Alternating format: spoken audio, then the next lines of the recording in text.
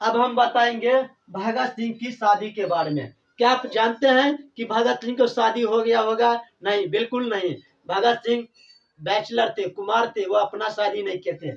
जब उनकी माँ बता रहे थे, जब जब लड़की वाले देखने के लिए आए थे, भगत सिंह को लड़की वाले जब देखने के लिए आए थे, तो उनकी माँ उत्सुकता हो रही थी कि अब हम अपने बच्चों को शादी करेंगे। बच्चों को मतलब भगत सिंह को शादी करेंगे। और भगत सिंह भी उस समय घर पर ही था। तो भगत सिंह को जब शादी के बारे में बात बताया गया, तो उन्होंने कहा कि जब भगत सिंह को शादी के बारे में जब पता चला कि हमको शादी हो रहा है, तो भगत सिंह और अपनी माँ से बात करते हैं कि माँ, अब तुम तो जानती हो ना कि देश ये गुलाम है। भला अगर हम यहाँ पर शादी करेंगे तो वो जो बेचार बल्कि उस लड़की को हम कैसे संभालेंगे? कैसे कि मतलब एक तो देश गुलाम है, हम देश के लिए अपना मर मिटने के तैयार है, तो हम उनको कैसे देखभाल करेंगे?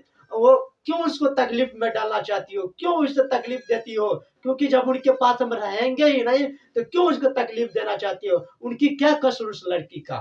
तो उसी समय कहते हैं कि बेटा, किस माँ बाप की ये इच्छा नहीं होता है कि मेरा बेटा जब जवान हो जाए तो हमारे घर में बहू आए और मेरा बेटा शादी विवाह करे। लेकिन तुम्हें अगर इच्छा नहीं तो कोई दिक्कत नहीं है, मैं तुम्हारे शादी के बारे में बातचीत नहीं करूंगा। हाँ बिल्कुल माँ, मेरी शादी के बारे में मेरी शादी के बारे में बात नहीं करना। नहीं तो जब भी तुम शादी करोगी तो हमारी लाशों से होगा, और बारात जो है वो मृत्यु को टोली होगा, पूरी लाशें ही लाशें उनकी बारात होगी। तो इस प्रकार वो अपनी माँ को समझाते हैं कि माँ, मेरी शादी मत करना। हमारा जो जीवन है केवल देश के लिए है, देश के लिए मर मिटने के लिए, देश को आजाद कराना है हमें, इसलिए हमें शादी नहीं करना है। यही सारी बात बताए जाते हैं।